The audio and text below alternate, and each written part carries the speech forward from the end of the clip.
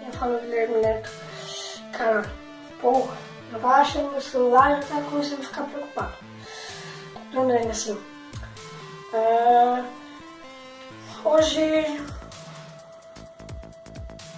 Não sei.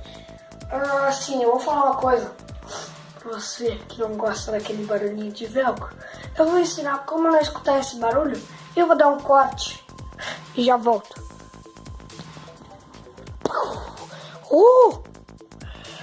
Pra quem não sabe o que é o velcro e o barulho, tem um negócio que tem uma bermuda, né? Que faz assim, ó. Esse barulho aqui, ó. Tá ligado? Porque, calma, deixa eu fazer de novo. Tá, ó, cuidado.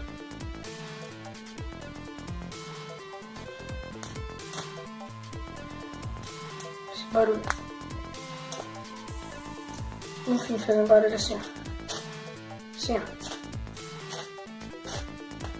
Quem quer parar de escutar esse barulho, ó, vou ensinar agora. Deixa eu ver se tá gravando aqui. Tá gravando. Ó, faz isso aqui se não quer escutar esse barulho. Perfeito, mano. Funciona facilzinho, mano.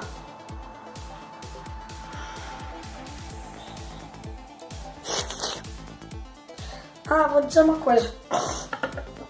Eu sei que concorrer às spinners. Não, tô zoando, não vai concorrer a spinner merda nenhuma. Esse outro aqui também. Porra! Pauta. Aqui, ó. Tem esse aqui, ó. É uma maçã esse aqui, ó. Olha, esse aqui eu girei menos tinha. Peraí.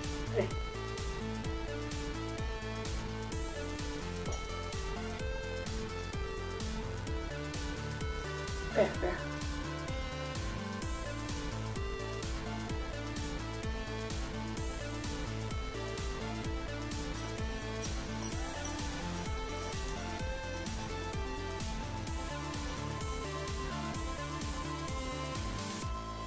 Ela precisa girar bem menos esse aqui, ó.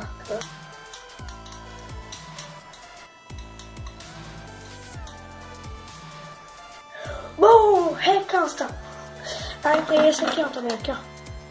Esse é o de LED, só que ele é bugado, ele gira pouco, ó. Se liga, gira tudo agora.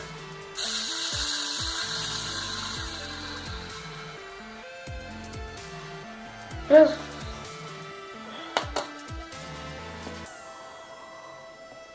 Olha quanto tempo de vídeo tem. Vou dar um corte que já volto.